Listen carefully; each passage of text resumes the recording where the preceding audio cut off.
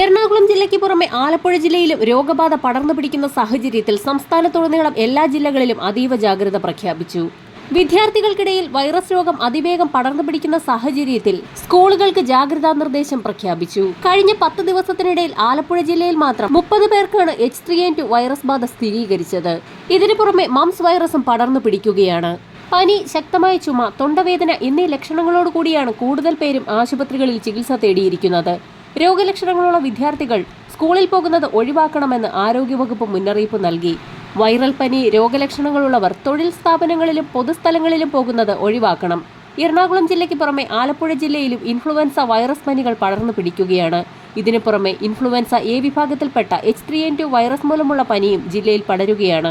Moms virus പടർന്നു പിടിക്കുന്ന സാഹചര്യത്തിൽ രോഗബാധിതനായ വ്യക്തിയുടെ ഉമിനീർ, തുമ്മൽ അല്ലെങ്കിൽ ചുമ, രോഗബാധിതനായ വ്യക്തിയുമായി പാത്രങ്ങൾ പങ്കിടൽ എന്നിവയിലൂടെയാണ് ഒരു വ്യക്തിയിൽ നിന്ന് മറ്റൊരാളിലേക്ക് അതിവേഗത്തിൽ വൈറസ് വ്യാപിക്കുന്നത്. വൈറസ് ബാധിച്ച് 14 മുതൽ 18 ദിവസങ്ങൾക്ക് ശേഷമാണ് രോഗലക്ഷണങ്ങൾ പ്രത്യക്ഷപ്പെടുന്നത്. വളരെ നേരിയ ലക്ഷണങ്ങൾ കാണപ്പെടുന്നു. ഇതിൽ പനി ഉൾപ്പെടുന്നു. തലവേദന, വിശപ്പില്ലായ്മ, ബലഹീനത, ചവയ്ക്കുന്നതിനോ വിഴുങ്ങുന്നതിനോ ഉള്ള വേദന, കവിൾ വീർത്തുവരിക എന്നിവയാണ് പ്രധാന ലക്ഷണങ്ങൾ. ചെവിക്ക് തൊട്ടുമുമ്പിൽ താടിയെല്ലിലെ വീക്കം ദൃശ്യമാകുന്നതിനാൽ ലളിതമായ ഒരു പരിശോധനയ്ക്ക് മുണ്ടിനീർ സ്ഥിരീകരിക്കാൻ കഴിയും. മുണ്ടിനീർ ഒരു വൈറൽ അണുബാധയായതിനാൽ ആന്റിബയോട്ടിക്കുകൾ ഉപയോഗിച്ച് ചികിത്സിക്കാൻ കഴിയില്ല. ഇബുപ്രൊഫെയിൻ അല്ലെങ്കിൽ പാരസെറ്റമോൾ പോലെയുള്ള വേദന സംഹാരികൾ ഉപയോഗിക്കാവുന്നതാണ്.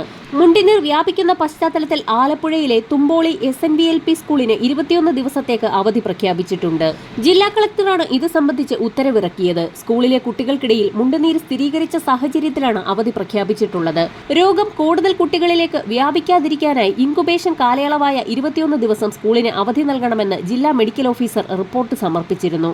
ഇതേ തുടർന്നാണ് ജൂലൈ 1 മുതൽ 21 ദിവസത്തേക്ക് മുൻകാല പ്രാബല്യത്തോടെ അവധി അനുവദിച്ച് ജില്ലാ കളക്ടർ ഉത്തരവിട്ടത്. ഈ ദിവസങ്ങളിൽ ക്ലാസുകൾ ഓൺലൈനായി നടത്തുന്നതിനു വേണ്ട ക്രമീകരണങ്ങൾ ജില്ലാ വിദ്യാഭ്യാസ ഉപഡയറക്ടർ ഒരുക്കണമെന്നും കളക്ടർ ഉത്തരവിൽ വ്യക്തമാക്കുന്നു.